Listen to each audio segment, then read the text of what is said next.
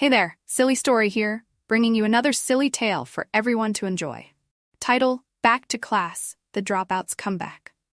After dropping out of college to chase a high-paying, not-so-ethical career, I never thought I'd end up back in a classroom. But one scandal later, here I am, back at square one, surrounded by young, idealistic classmates who actually want to be here. It's painfully clear I don't fit in. And worse, I'm stuck doing the one thing I always dodged.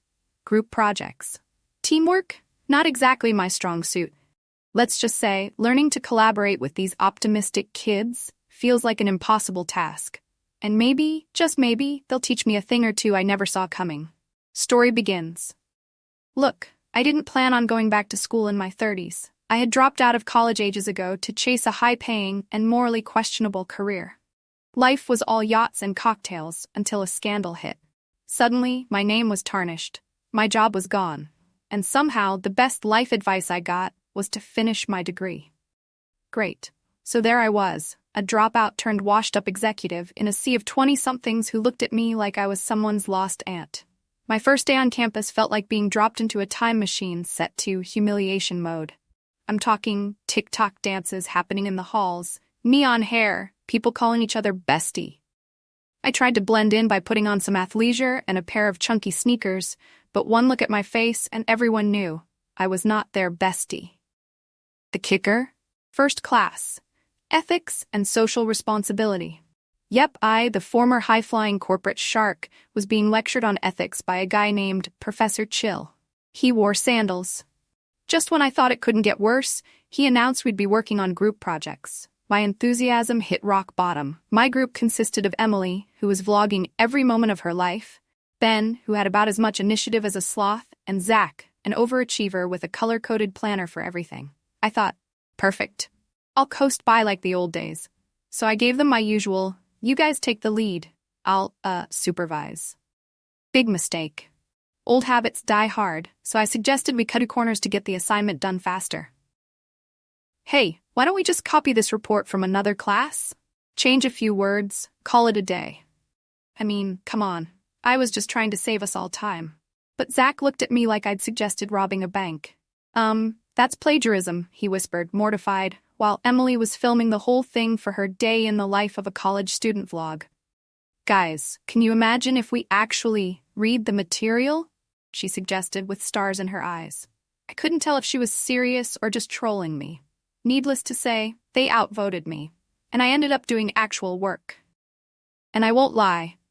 I Googled some answers under the table, only to have Professor Chill call me out in front of the whole class. I thought I'd die right there, but it turns out 20-year-olds are hard to embarrass. Once I accepted I wasn't going to coast, I decided to impart some of my real-world wisdom to the group. Listen up, I told them, channeling my inner CEO.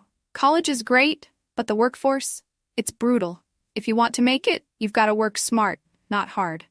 Like networking? Emily asked, while holding her phone up to record.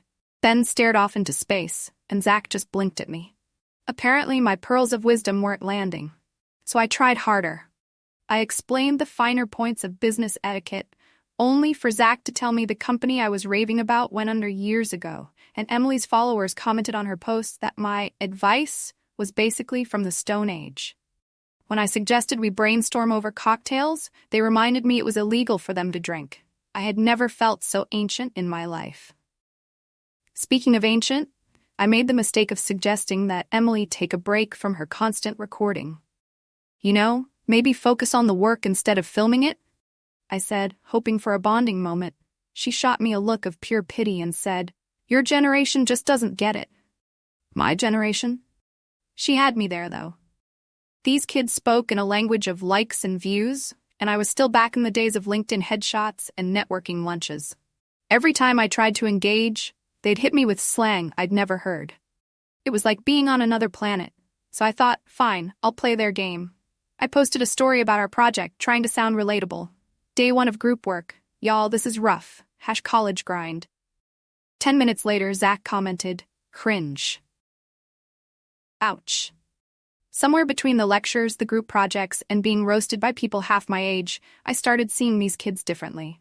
They weren't naive. They were ambitious, thoughtful, and surprisingly wise. They weren't just looking for a shortcut like I was. They were trying to do things right.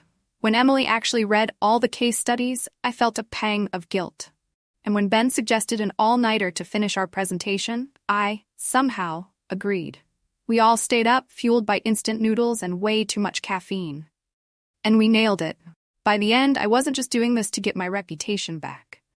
These naive classmates had taught me something I'd forgotten. Hard work, showing up, and doing things right matters. It was about the effort, not just the result. And yeah, maybe I got a few laughs along the way, like the time they made me try a TikTok dance and I nearly sprained my back. But somehow, I wasn't just their lost aunt anymore. We were a team. And maybe I didn't belong on campus anymore, but I belonged in that group project. Thanks for listening. Make sure to visit our YouTube channel. See you again for another silly story.